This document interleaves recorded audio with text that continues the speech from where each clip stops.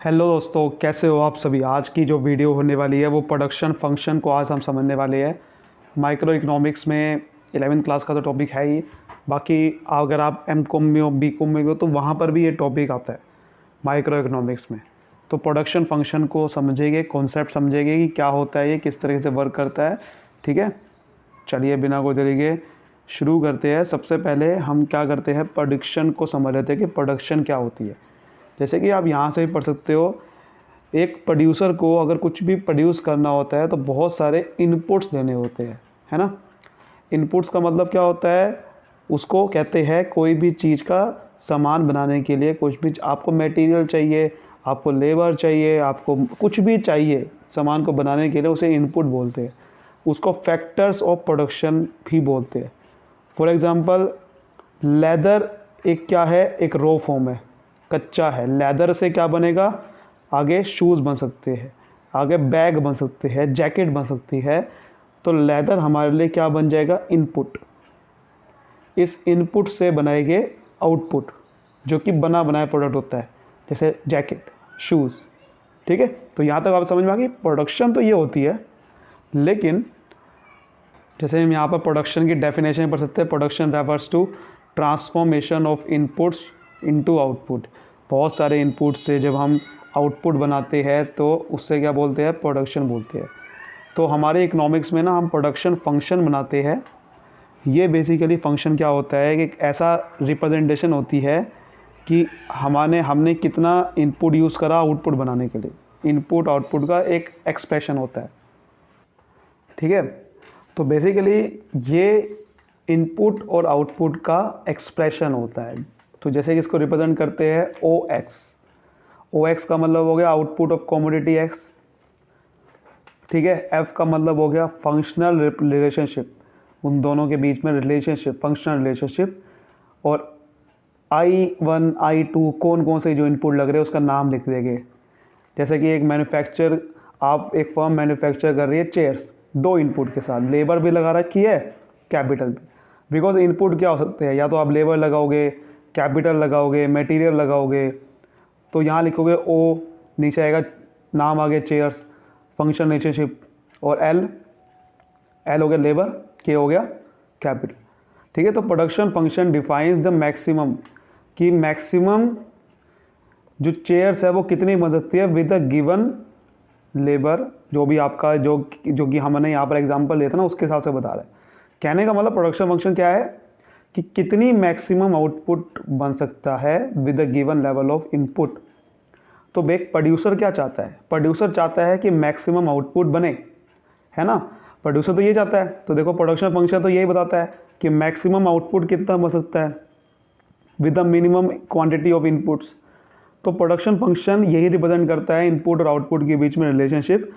और आपको ये भी बताता है कि प्रोडक्शन फंक्शन कि भाई हमारे पास टेक्नोलॉजी कितनी गिवन है। ठीक है, और प्रोडक्शन फंक्शन ये भी बताता है, ये सिर्फ इंक्लूड करता है जो टेक्निकल एफिशिएंट मेथड है एक प्रोडक्शन करने के लिए, वो ही इस्तेमाल करने हैं। ठीक है ना, कोई इनएफिशिएंट मेथड इस्तेमाल नहीं करेगा। जो सही इस्तेमाल हो रहे हैं आजकल जो चल रहे हैं वही इस्तेमाल करने हैं आपने। और production function particular period of time के लिए भी होता है, यानी कि ये नहीं बताता कि हमेशा के लिए आउटपुट आपका कितना बनेगा। ये एक रेफरेंस लेते हैं टाइम के अकॉर्डिंग। और देखिए आप, अब बात कर दी हमने टाइम की, तो टाइम हमारे दो होते हैं, या तो शॉर्ट रन या फिर लॉन्ग रन।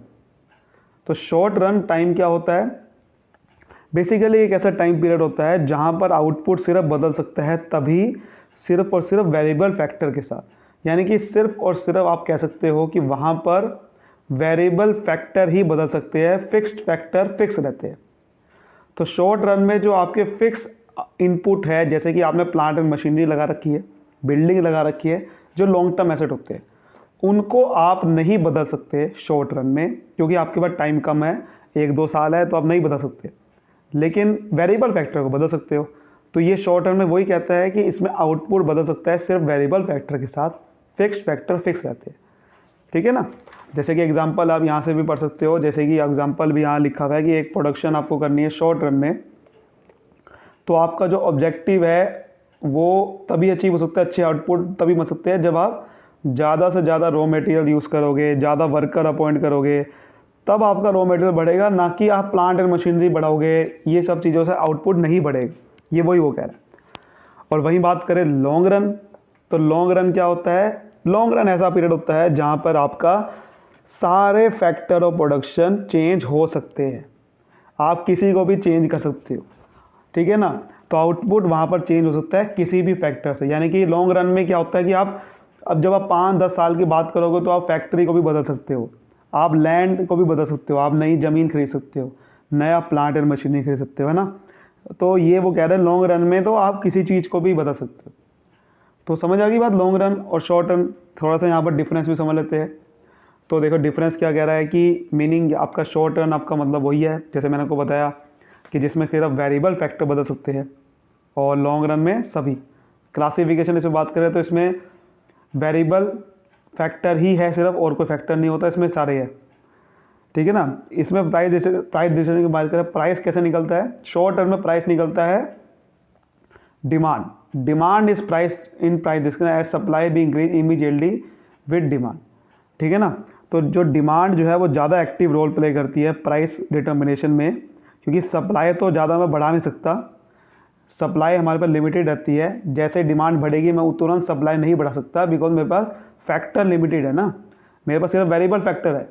बट यहाँ पर डिमांड और सप्लाई दोनों बड़ा रोल प्ले करते हैं, क्योंकि दोनों को मैं बढ़ा सकता हूँ। बिकॉज मैं अगर मुझे डिमांड मेरे पास ज़्यादा आ गई तो मैं नई ज़मीन खरीद के डिमांड के लेवल पे सप्लाई कर सकता हूँ। तो इसमें डिमांड ज़्यादा बड़ा रोल प्ले करती है शॉर्ट टर्म में प्राइस निकालने में। इसमें सारे वेरिएबल फैक्टर, जैसे अब क्या होता है आपके दिमाग में क्वेश्चन आ रहा होगा, वेरिएबल फैक्टर को थोड़ा सा एक्सप्लेन होना चाहिए। तो देखो वही बता रहा है, वेरिएबल फैक्टर मतलब ऐसे फैक्टर जो शॉर्ट टर्म में चेंज हो सकते हैं। जैसे कि आपका जो आउटपुट के साथ बदलते हैं, सिंपल भाषा में रॉ मटेरियल। अब मैं जितना आउटपुट बनाऊंगा उसकी हिसाब से मैं रॉ मटेरियल खरीदूंगा। मैं आउटपुट अगर नहीं बनाऊंगा तो रॉ मटेरियल खरीदूंगा ही नहीं ना। मैं लेबर तभी लगाऊंगा जब मैं प्रोडक्शन करूंगा, वरना मैं लगाऊंगा क्यों? तो जो आउटपुट के हिसाब से बदलते रहते हैं ना, जो कम आउटपुट बनाओगे तो कम फैक्टर लगेगा, ज़्यादा बनाओगे तो ज़्यादा लगेगा, नहीं बनाओगे तो नहीं लगेगा। तो इसे बोलते हैं वेरिएबल फैक्टर। वहीं पे अगर फिक्स्ड फैक्टर की बात करें तो वो फैक्टर जो कि मैं चेंज नहीं कर सकता शॉर्ट रन में। ये लॉन्ग रन में तो वेरिएबल होता है फिक्स्ड फैक्टर भी। जैसे प्लांट एंड मशीनरी एक बार खरीदी तो ये ऐसी इतनी हैवी अमाउंट की होती है, और एक बार आपका लग गई तो प्रोडक्शन भी इस पर डिपेंड होती है, तो बार बार नहीं खरीद सकता क्योंकि बहुत ज़्यादा पैसे लगे हुए हैं इसके अंदर। बहुत लॉन्ग टर्म एसेट है, बहुत फिक्स एसेट है। बिल्डिंग लैंड ऐसी चीज़ है जो बार बार नहीं कर सकता ना। तो देखो यहाँ पर वही चीज़ है कि रिलेशनशिप आप आउटपुट से निकालोगे तो ये आउटपुट के साथ वेरी कर सकता है, ये नहीं कर सकता। फिक्स्ड फैक्टर नहीं करता वेरी। एग्जांपल जैसे रॉ मटेरियल, लेबर, फ्यूल, और इसका एग्जांपल क्या बनेगा? बिल्डिंग, प्लांट एंड मशीनरी, ठीक है। समझ आ गई बात।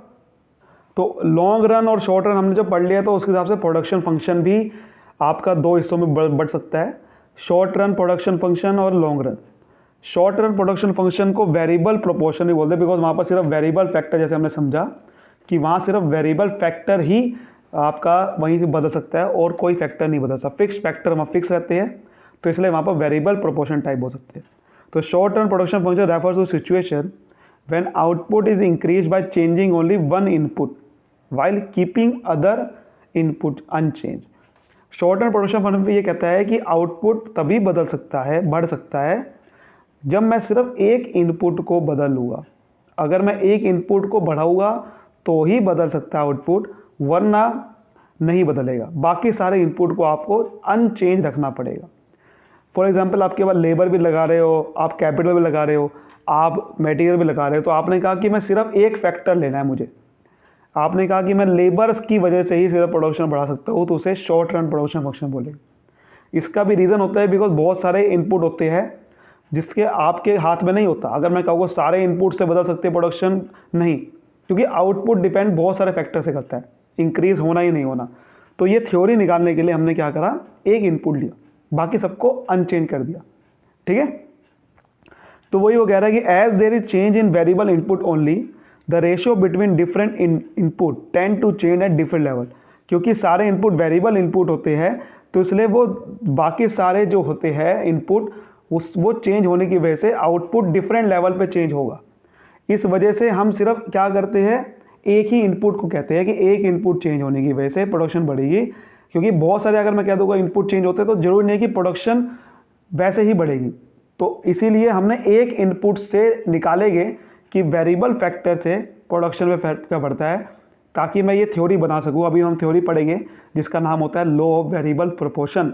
एक लॉ बना रखा है इस वजह से, ठीक है ना।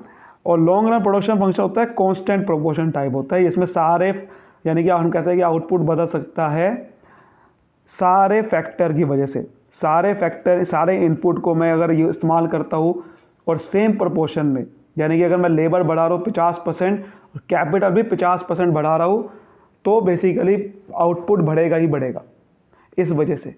लेकिन यहाँ पर क्या होता है कि आउटपुट हम कहते हैं कि तभी बढ़ेगा जब सिर्फ एक इनपुट बदलेगा, बिकॉज सारे इनपुट नहीं बदलेंगे, क्योंकि सारे इनपुट बदलेंगे तो हो सकता है प्रोडक्शन पे इफेक्ट कभी ज़्यादा हो कभी कम हो, ठीक है।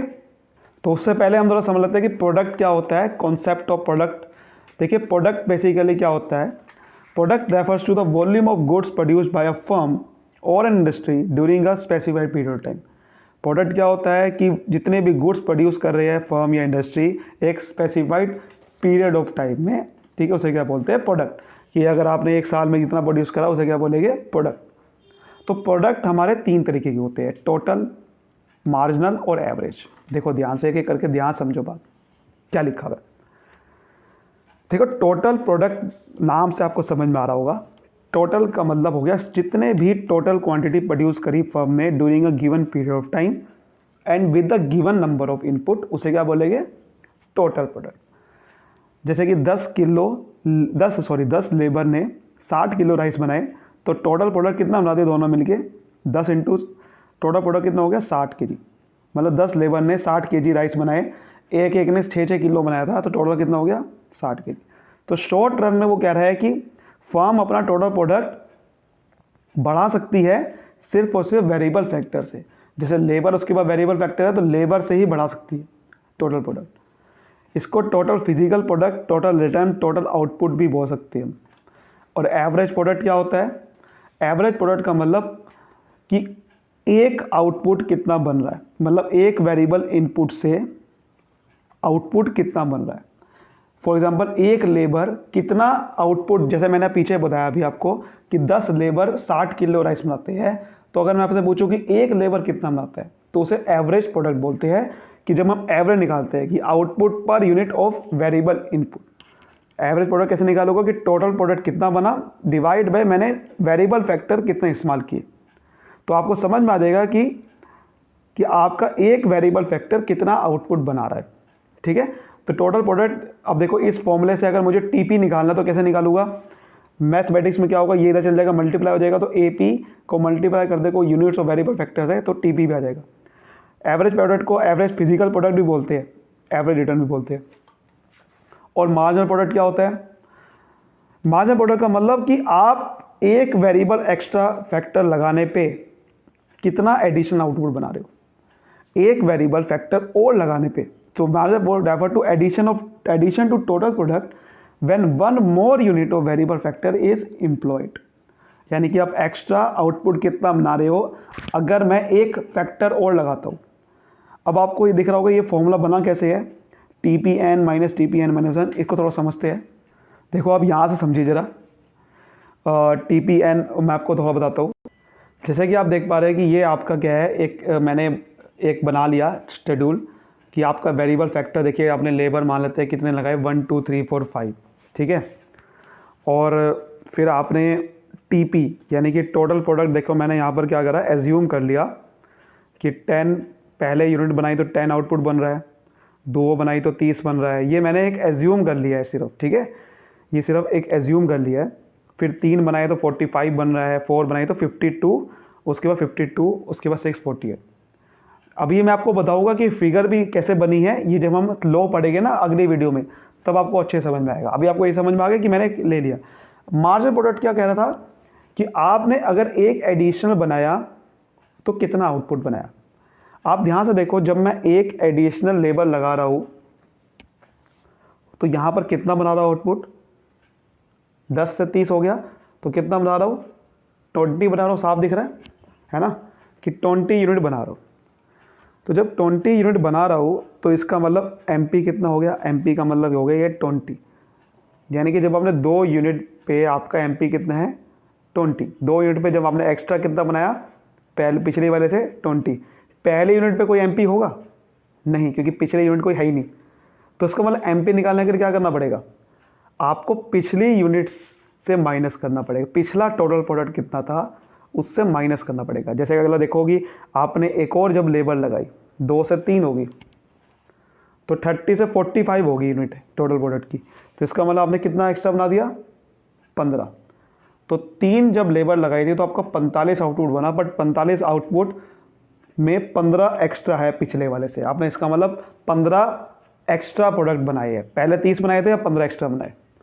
फिर चौथे पे आपने एक और लगाई, अब आपने कितना एक्स्ट्रा बनाया, 7 एक्स्ट्रा बनाए, है ना, 7। तो 7 एक्स्ट्रा जब बनाए तो बेसिकली यही आपका MP हो गया। फिर आपने देखो तो आपको साफ दिख रहा होगा, जब आपने एक और एडिशन लगाए तो आपने कोई बनाया ही नहीं है एक्स्ट्रा, 0, 52 से 52 रहा तो 0 हो गया।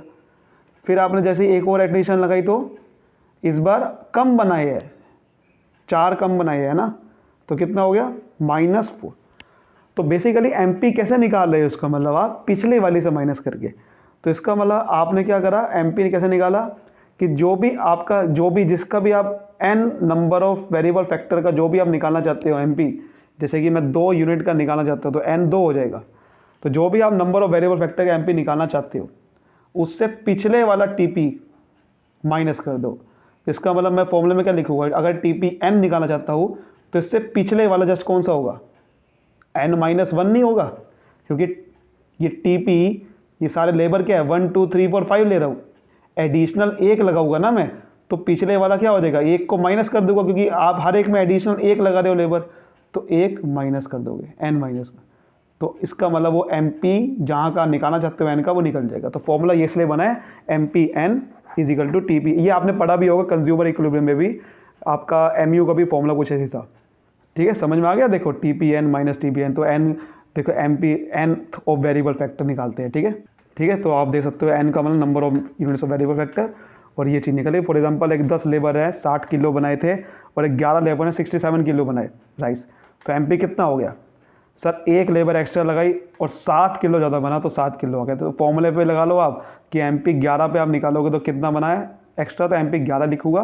तो TP 11 मुझे चाहिए, टोटल प्रोडक्ट 11, और पिछले TP 10 चाहिए, तो निकल जाएगा, ठीक है। एक और तरीका क्या हो सकता है इसको लिखने का कि टोटल प्रोडक्ट में चेंज कितना आ रहा है, और डिवाइड कर दो change in units of variable factor, तो उसको हम डेल्टा P कह सकते हैं, डेल्टा N कह सकते हैं। मतलब बेसिकली कुछ नहीं है, अगर आप मैं बात करूँ, देखो चेंज कितना हो रहा है, अगर आप ध्यान से देखो तो वेरिएबल फैक्टर में 2 और 1 में कितना चेंज हुआ, 2 में से 1 गए, चेंज कितना हुआ, वही चीज़ है ना, मार्जिनल प्रोडक्ट ही होता है चेंज। तो आप कहोगे सर चेंज हुआ कितने से, 20 से, कि पहले 10 था उसके बाद 30 हो गया, तो 20 से चेंज हुआ, इसको बोलूँगा डेल्टा TP। लेकिन ये चेंज हुआ तो कितने, क्योंकि जब नीचे यहाँ डिवाइड करूँगा तो आपको यहाँ डिवाइड करना है कि कितने वेरिएबल फैक्टर से चेंज हुआ, डेल्टा N कितना वेरिएबल फैक्टर से चेंज हुआ, सर एक ही तो आपने एक्स्ट्रा लगाया था, जब आपने एक एक्स्ट्रा लगाया तो आपका ये 20 बना है, तो 1 से डिवाइड कर देंगे, क्योंकि हो सकता है कि यहाँ पर कभी कभार आपने 2 एक्स्ट्रा लगा दिए हो, तो फिर आप 2 से डिवाइड करोगे ना तो फिर आपको तभी आसानी होगी। तो यहाँ पर 20 आ गया, 20 वही आंसर आएगा। लेकिन सपोज करो कि यहाँ पर लिखा होता कि आपने 1 की जगह 3 लेबर लगाई है सीधा, और 10 से 30 हुआ, तो आपका 20 एक्स्ट्रा बने, और इस बार 2 लेबर एक्स्ट्रा लगाई थी, तो पता क्या आ गया, 10 आ गया। ये 10 क्या डिपेंड करता है, 10 क्या, ये 10 रिप्रेजेंट ये कर रहा है कि जब आप 1 एक्स्ट्रा लगाओगे तो इसका मतलब 10 आउटपुट ज़्यादा बनेगा, तो इसलिए आपने जब 2 एक्स्ट्रा लगाए तो आउटपुट 2 गुना ज़्यादा बना, 1 लगाओगे तो 10 बनेगा, 2 लगाओगे तो 20 बना, तो इसलिए आपका देखो 20 बढ़ जाएगा। तो यहाँ पर ये रिप्रेजेंट ये करता है, अगर आप डिवाइड नहीं करोगे तो इसका मतलब फिर एक एडिशनल वेरिएबल फैक्टर लगाने पे आपका वो आउटपुट कितना चेंज हुआ नहीं निकल पाएगा, इसलिए डिवाइड करते हैं, ठीक हो। ठीक है। तो वहीं से ये फॉर्मूला बना है, तो आप यहाँ से निकाल सकते हो कि भाई टीपी 5 लेवल की और पिछली निकालनी है 2 लेवल वाली, यहाँ लिखा, और नीचे भी चेंज लिखना है कि कितना चेंज हुआ। देखो नीचे 5 से ये 5 लेवल लगाई थी, पहले 2 लगाई थी, 5 होगी, तो 3 से डिवाइड करोगे 10 यूनिट आ गया। अब 10 यूनिट क्या रिप्रेजेंट कर रहा है कि जब आप एक लेवल लगाओगे तो 10 एक्स्ट्रा बनेगी, क्योंकि एमपी कहता है सिर्फ एक लेवल, एक वेरिएबल फैक्टर एक्स्ट्रा लगाने पे। इसको और भी कह सकते हो, अब देखो टीपी का एक और फॉर्मूला बन सकता है कि अगर आप एमपी को प्लस करते रहोगे तो टीपी आ जाएगा।